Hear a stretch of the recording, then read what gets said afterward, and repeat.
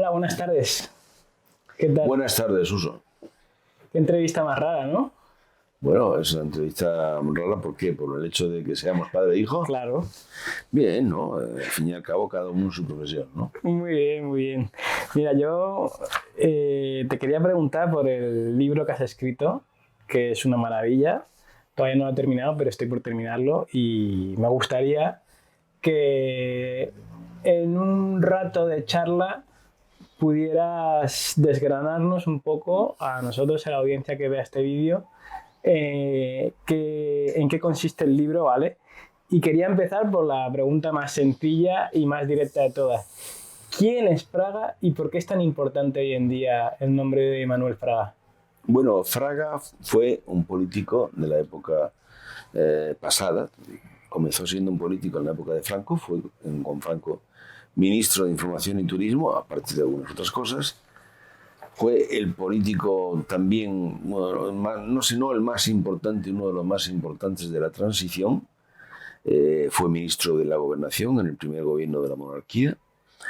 Y luego fue el político más importante de la derecha española durante toda la democracia, en la elaboración de la Constitución de 1978 y posteriormente en la marcha de la monarquía parlamentaria y del sistema democrático, puesto que era el líder del Partido Popular que él creó. ¿Por qué has decidido escribir el libro precisamente ahora? Porque yo creo que estamos, como dice Alberto Núñez Feijóo en el prólogo de este libro, en un momento en el que los políticos y la política es manifiestamente mejorable, por decirlo de una manera suave, ¿no? Es decir, un momento en el que la política está muy desprestigiada, está por los suelos, y los políticos no te quiero contar. Y bueno, dicho eso, perdóname, matizando que lógicamente estoy trayendo a colación a una persona que es un político de una gran altura, un hombre que hizo muchísimas cosas con resultados eficaces. Cuando fue ministro de Información y Turismo, por ejemplo, él consiguió que España que formase parte del Producto Interior Bruto de una manera significativa al turismo. Cuando llegó habían 3 millones de turistas, cuando salió había más de 40 millones de turistas.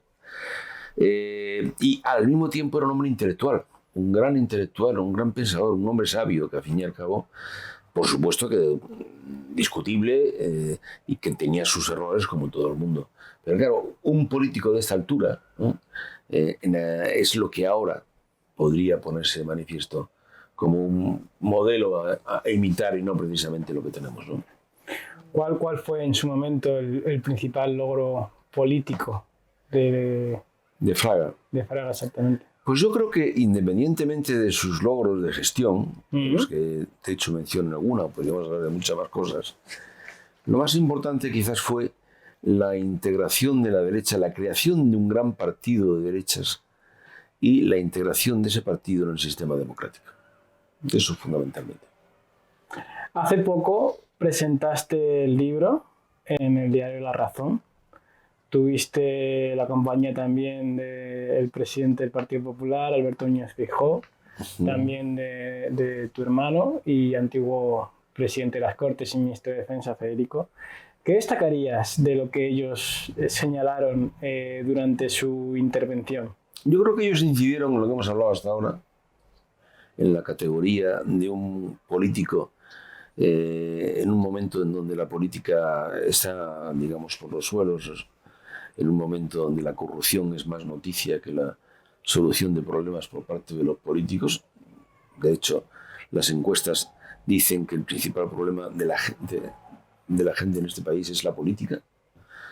Eso por un lado. Y luego el hecho de que hablaron los dos coincidiendo en que este hombre era un hombre muy honesto, que murió con una mano delante y otra atrás en un pequeño piso de su familia en Madrid, que no llegaba a 90 metros cuadrados, y que no tuvo más honores que en ser enterrado en su pueblo con una banda de gaiteiros, ¿no? Y luego, por otro lado, en un hombre que concebía la política no como un medio para servirse él mismo, para tener el poder y obtener las ganancias que vete a saber que se puede conseguir, sino por el contrario, un hombre que se dedica a la política con vocación de servicio y que cree realmente en eso de la vocación de servicio, es decir, una vocación como una llamada, una especie de llamada, porque Fraga era un hombre cristiano y en el mismo sentido que se tiene una vocación religiosa, pues una llamada en el sentido de que se cree o te crees que tienes una misión, una vida que tienes que cumplir. Y en esta misión que consiste fundamentalmente en servir a los demás. En servir a los demás tratando de conseguir el bien común, que es la actividad política por excelencia. Por lo que tengo entendido entonces, por lo que has dicho, Fraga es un ejemplo que ahora serviría para los políticos de la actualidad. ¿A quién te refieres exactamente? ¿Qué crees que en la política no está funcionando? ¿Qué crees que Fraga sería un eterno retorno por el que volver? Y a todo eso también, ¿tú crees que el Partido Popular que él fundó ya no tiene a lo mejor esos principios y valores con los que nació? Bueno, son muchas cosas, ¿no? Primero, que creo yo que actualmente no se hace y puede ser la política en general. Y puede ser Fraga un ejemplo. Hombre, un ejemplo lo puede ser en una cuestión como la que estábamos antes hablando. Sí, pero me refiero más a qué hechos te han hecho pensar a ti que en la política actual no se está cumpliendo eso. Es muy sencillo. Desde que Podemos se coaliga con el Partido Socialista y se forma un gobierno de coalición, al que además se unen los separatistas y constituyen entre todos este gobierno que se ha dado en llamar el gobierno Frankenstein. El principio fundamental que rige la política es el poder por el poder. Y punto. Es la conservación del poder a cualquier coste. Incluso pactando con quienes están en contra de la nación española, en la medida en que quieren separarse de España, como son los nacionalistas vascos y catalanes. Esto es algo evidente, no es una cosa que estemos aquí opinando o diciendo exageradamente. Esto es así, ¿no?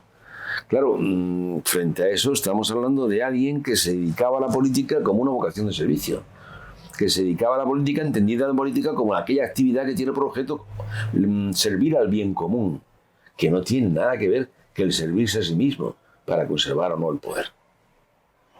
Es otra historia, es otra concepción del poder totalmente distinto. Es el poder no como un fin en sí, sino como un medio para conseguir el bien común o para conseguir otros fines, ¿no? Y ahora mismo entonces consideras que se está viviendo una política en la que se quiere conservar el poder a toda costa. Ahí está. Sí, vocación servicio. ¿Y tú crees que, por ejemplo, Feijóo podría representar esa vuelta a los principios y valores del PP que creó Fraga?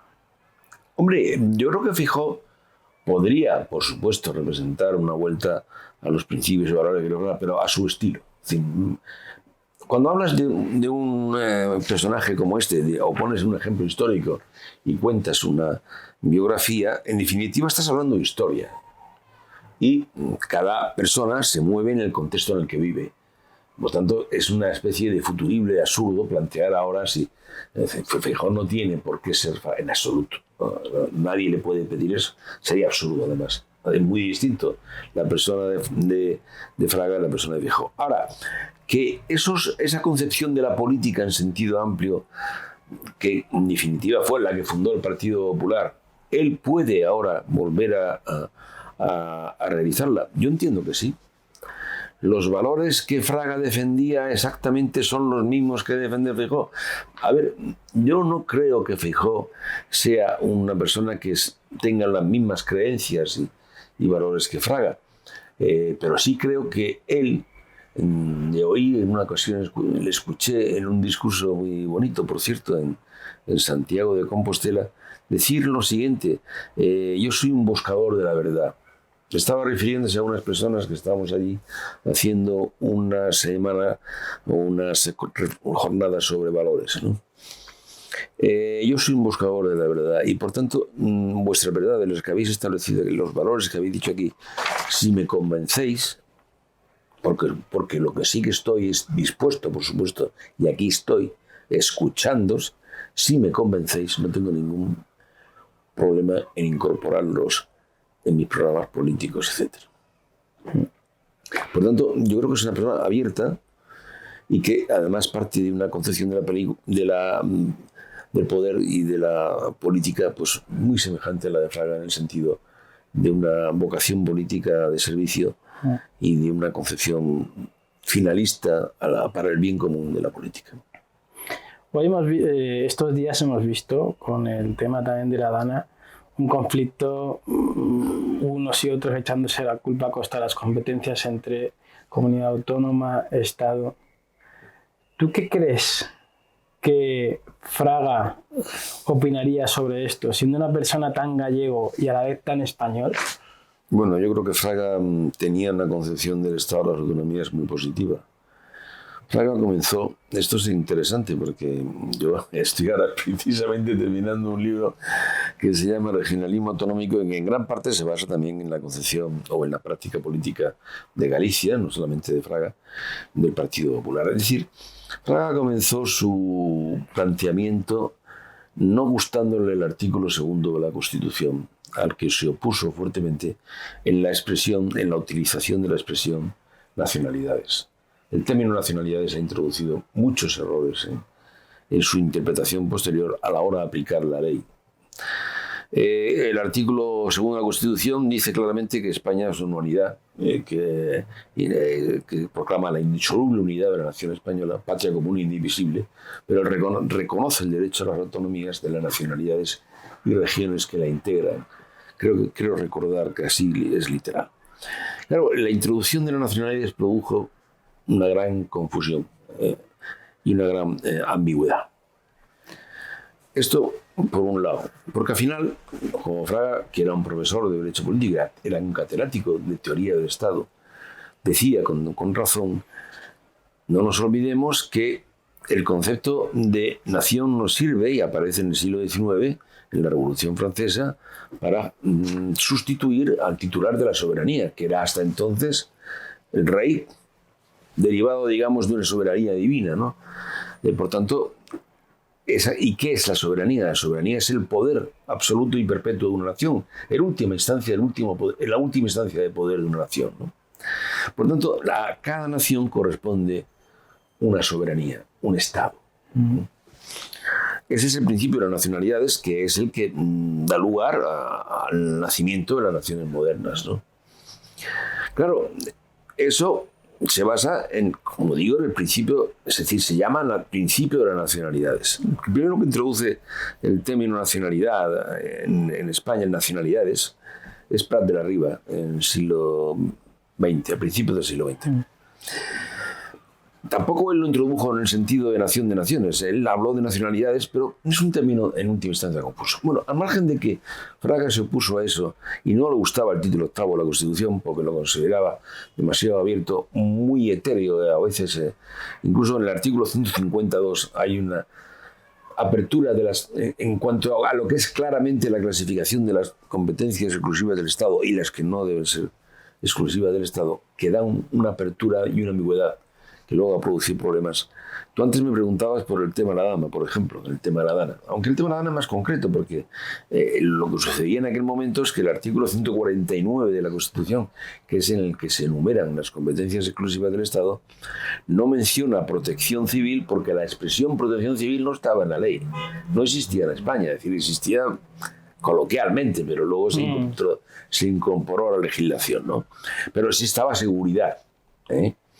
Entonces, la competencia clara de seguridad y de catástrofes, etcétera, etcétera, etcétera, es del Estado. No tiene vuelta de hoja. Pero una cosa es la titularidad de la competencia, otra cosa es la ejecución de la competencia. Claro. Y aquí es donde hay que tener sentido común. Fraga, ¿qué hubiera dicho? Bueno, mire usted, aquí aplicaría yo el principio de administración única. Es decir, una sola administración que debe ejecutar esas competencias bajo la dirección de otra administración, que es el Estado, es el gobierno, que dice cómo debe ejecutarse. La propia Ley Orgánica 1 del año 1984, que regula el estado de alarma, sección y sitio, en el estado de alarma contempla las inundaciones y las catástrofes de inundaciones, etc. Pero aparte de eso, esa ley, cuando se declara el estado de alarma, dice que será el gobierno quien decida en su decreto que por otro lado tiene rango de ley, curiosamente, bien, quien decida quién es la autoridad que dirige y quién es la que ejecuta. Y puede ser o bien el propio gobierno o bien delegarse en el presidente de la comunidad autónoma. Luego no hay confusión, lo que pasa es que no han querido hacerlo. Ya. O sea, Fraga, por así decirlo, su idea sería centralidad, pero respeto por las tradiciones regionales, que es que Fraga, parece que eso es incompatible hoy en día. Sí, Fraga en relación con el tema del regionalismo, él era regionalista desde siempre. En Galicia, al principio, la izquierda decía, no, usted se ha convertido en el regionalismo, esto es falso. Tal.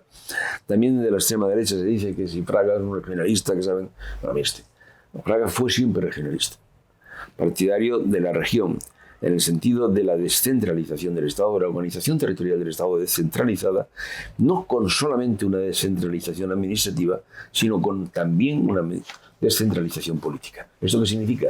Con capacidad de decisión, por ley, capacidad legislativa. Bueno, el otro día lo expresaba bien en Núñez Feijóo recordando una frase que solía decir Fraga en Galicia mucho. Mi forma de ser español es ser gallego. O si quieres ser gallego, es mi forma de ser español. Eso creo que lo dice todo. Muy bien. Además, eso seguramente se aplica a Andalucía, a otros territorios que exactamente totalmente se sienten así, cualquier sitio de España. A Cartagena, en vez del Viva Cartagena, el cantón de Cartagena. Muy bien. Luego, tú has sido un privilegiado al poder despachar, como él solía referirse cuando quedaba con amigos, con compañeros, con Fraga durante tu infancia, luego adolescencia. ¿Nos puedes contar alguna anécdota que hayas vivido tú personalmente con él que refleje su forma de ser, tal como era? Bueno, podía contar muchas, ¿no? La verdad es que ahora mismo no me viene. Quizás la más antigua. Has hablado de la infancia. Yo conocí a Fraga yo creo que en el año 67 o 66, o no, incluso antes, porque yo era, no sé si tengo, él era amigo de mi padre y por tanto aparecía por casa de vez en cuando, ¿no? Pero en fin, en concreto, lo recuerdo una vez viviendo nosotros en Cáceres y estando esperándolo, porque ya era ministro de Información y Turismo, y entonces estábamos allí vestidos, digamos, con corbata, siendo niños yo tenía entonces 14 años y mi hermano Federico 16 y había otro hermano mío que tenía 12, pero estábamos los tres allí vestidos de corbata esperando, bueno, no quieres que no, porque mi amigo fue una familia del señor ministro. Y una cena más o menos formal y llegó Fraga con un abrigo que se caía de reviejo porque venía de cazar lleno de barro en las botas y tal, hecho como un ciclón, como dice Pilar Cernuda, que era Fraga, ¿no? Y llegó, oh, mi querido amigo, buenas tardes a todos, perdonar por la pinta que llevo, pero es que vengo, vamos directamente a cenar. Y prácticamente pasó por el cuarto baño rápidamente, pero vamos, con la misma indumentaria nos fuimos todos a cenar. Bueno, para terminar y como colofón, a menos que quieras puntualizar algo más, te voy a hacer una pregunta a modo de resumen y a modo de conclusión. ¿Crees que volver a Fraga sería clave para unir a esas dos Españas que hoy parecen más divididas que nunca? No, vamos a ver, el tema de las dos Españas es un tema que para él siempre fue José María García Escudero, uno de sus principales colaboradores de toda la vida, en el Ministerio de Información y Turismo, también posteriormente en el Ministerio del Interior, en el Ministerio llamado entonces de Gobernación, y durante la época del Partido Popular escribió un libro que probablemente es el que hizo o acuñó de manera más estable la expresión la historia de las dos Españas, ¿no? Fraga siempre se refería a la necesidad de superar la diferencia y de las dos Españas. Así como Machado tenía una visión pesimista, ¿no?, de esas dos Españas, españolito que vienes al mundo, te guarde Dios, que una de las dos Españas ha de darte el corazón, pues Fraga no. Fraga pensaba que ninguna tenía que darte el corazón, que había que superar las dos Españas, ¿no? Por eso se puso de manifiesto en la aprobación de la Constitución de 1978, que es esa forma de superar a través del consenso de las dos Españas, ¿no? En una Constitución que, por otro lado, no es una Constitución perfectamente rigurosa, sino que tiene en muchas partes ambivalentes para conseguir el consenso y superar eso. Fraga, en su propio partido, tuvo dificultades en conseguir el voto afirmativo a la Constitución. Te contaré una anécdota en que es importante que la gente sepa. De los 17, creo recordar, 17 diputados que tenía Alianza Popular, 8 de ellos votaron a favor de la Constitución, el resto no. Y Fraga siempre me contó que estuvo en una cena poco antes, un mes antes de finalizar de llegar a la votación final de la Constitución. Estuvo en una cena en casa de Rodrigo Rato con José María Gil Robles. José María Gil Robles era el viejo líder de la CEDA durante la República. Y le dijo: señor Fraga, no se equivoque usted, le pido por favor que vote que sí a la Constitución. No cometa el error que yo cometí votando que no a la Constitución republicana de 1931. Esto es un tema que Fraga tenía muy presente en la cabeza, ¿no? Por tanto, él trataba de superar las dos Españas. Que él ahora fuera, dices, trayéndolo aquí, yo creo que insisto, cada persona en su fase histórica, en su momento, ¿no? Pero bueno, que su espíritu fuera ahora importante para traerlo aquí, sin duda alguna, como también el de Santiago Carrillo, a pesar de todo. Claro. Es decir, que como también el de Santiago Carrillo. Así que personas que hicieron un esfuerzo importante de renunciar a muchas cosas, claro, con tal de conseguir la superación de las dos Españas y sobre todo el enfrentamiento de la guerra civil. Ahí te quiero incidir un poco, por ejemplo, porque sí que Fraga, cuando tienen que elegir la refundación del Partido Popular, él mismo quiere renunciar a liderarlo, ¿no? ¿No es así la historia? Sí. No es que quiera renunciar al liderazgo, no tiene más remedio que el liderazgo, pero sí tiene en la cabeza entregar el liderazgo rápidamente a otra persona. De ahí es por lo que sale José María Aznar. Pero ahí habla también de su humildad. Era consciente de que por supuesto. Él podía conllevar a que la gente pudiera pensar que fue parte del tardofranquismo, y su humildad de decir, vamos a unir de una vez por todas todo. Sí. El otro día mi hermano contaba en la presentación del libro una anécdota que él vivió y que refleja perfectamente esto que estás diciendo, ¿no? En el momento en el que se fueron, hubo una reunión en Perves, ¿no? Cuando ya Fraga había conseguido la vuelta y la refundación del Partido Popular, era presidente del Partido Popular, de un Partido Popular amplio que unía toda la centro derecha español, pues ahí estaban discutiendo sobre si Aznar, sobre si Tocino, tal. Y alguien propuso: oiga, don Manuel, ¿y por qué no usted mismo? ¿Por qué no se ha planteado continuar? Y él dijo con toda claridad: no, yo divido a los españoles y yo no quiero crear más división en este país. Qué bueno sería recordar esas palabras a algunos políticos de hoy en día, ¿no? Sí, pero esa actitud no es precisamente, no es la que se lleva, no. Bueno, pues muchas gracias. Por último, quiero enseñar el libro. Es una maravilla. Yo, siendo su hijo, pero soy totalmente objetivo, creo que además es de fácil lectura y nos puede ayudar mucho a las nuevas generaciones y a las viejas para recordar lo que había bueno de antes y que se puede volver a repetir. Y espero que con Feijóo Esperemos que se pueda volver a repetir. Muchas gracias. Gracias a ti.